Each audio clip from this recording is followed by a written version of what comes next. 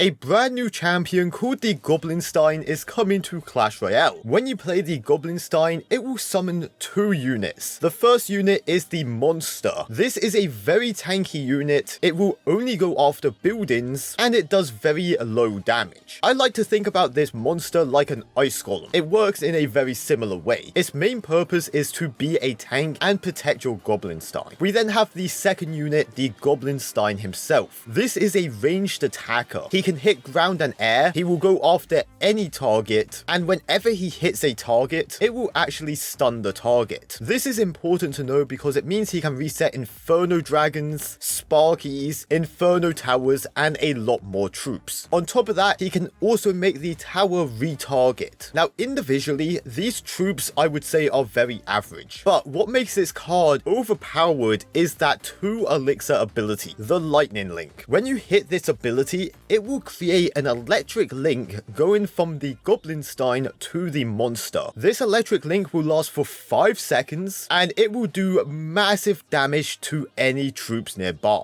It can hit ground and air and it is a super powerful ability. On top of that, there's some very cool tricks you can do with this ability to make it even better. So here's a real in-game situation. Your opponent just played a Hog Rider. You respawn by playing a Goblin Stein. You will see the monster walks away because he's only going after buildings, but the Goblin Stein will stay and attack that Hog Rider. If you activate the ability now, you can see it will still work. It will always connect them and deal damage. This means you can cover massive areas with this ability, sometimes blocking the entire lane. Like I said, this is extremely powerful. Now, something very important to know is what happens if the monster gets taken out. Will you still be able to use this ability? And the answer is yes. If the monster gets taken out before the Goblin Stein, he will drop this antenna on the floor. This means if you now use the ability, the Goblin Stein will connect to this antenna and it will work the exact same. However, if the Goblin Stein gets taken out before the monster, then you can no longer use the ability. So that is another very important interaction to note. Very quickly, I just want to say I really hope you guys enjoy this sneak peek content. If you do, make sure to use code OOfro in the shop. It really supports the content and I really appreciate it. But let's take a look at the Goblin Stein stats. Starting off with the hit points. The Goblin Stein actually has more hit points than a musketeer. That's important because it means he can survive a fireball. But more importantly, it means he can also survive a poison. Even if he is in it for the entire time, he will survive. As for his damage, he does more damage than a spear goblin, but less damage than archers. So honestly, his damage is a bit on the low side, but he does have that stun effect, which will help out. Here are the stats of the monster, and like I said, the monster, his main goal is to be a tank, very low damage but high hit points. And you can see the targets, he only goes after buildings. And now here are the stats of the ability. Something else that is important to mention is this ability can also hit the tower. And honestly, it does a few hundred damage, which is massive. Like I said, if you're using this card, in my opinion, the main benefit is the ability. It is very powerful. Now let's get into some interactions. First, with the ability itself. Even though the ability is shooting out electricity, this does not stun